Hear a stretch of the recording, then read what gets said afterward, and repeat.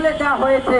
এবং সেখানে আপনারা জানেন যে এই উন্মত্ত তৌহিদি জনতা এই দীপুচন্দ্র দাসকে পিটাতে পেটাতে হত্যা করে তাকে বিবস্ত্র অবস্থায় গাছে ঝুলিয়েছে এবং গাছে ঝুলিয়ে তার গায়ে আগুন ধরিয়ে দিয়েছে। এই নারকীয় ঘটনা আজকে এই শতাব্দীতে আমাদেরকে অবলোকন করতে হচ্ছে। বন্ধুরা, আমরা আজকে রাজ্য শ্রমিক অধিকার আন্দোলনের পক্ষ থেকে সাবধান করতে চাই, এই ঘটনাগুলির যদি বিচার না হয় তাহলে মব আরো বেশি চলতেই থাকবে।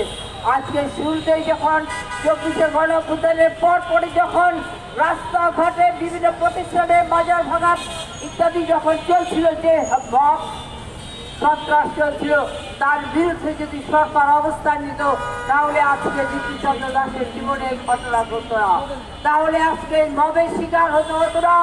কিন্তু একটি মবের ঘটনার কোনো বিচার পায়নি। বন্ধুরা, আমরা আজকের সমাবেশ থেকে তীব্র নিন্দা জানাচ্ছি এবং আমরা বলতে চাই অন্তর্বর্তীকালীন সরকার আজকে মুক্তিযুদ্ধের যে অসমাপ্ত স্বপ্ন এবং অধিকারগুলো ছিল এবং 24শে যে গণঅভ্যুত্থান হয়েছে, যে 24শে গণঅভ্যুত্থানের মধ্য দিয়ে একটি বৈষম্যহীন বাংলাদেশ প্রতিষ্ঠা করবে, এটাই ছিল মানুষের প্রত্যাশা।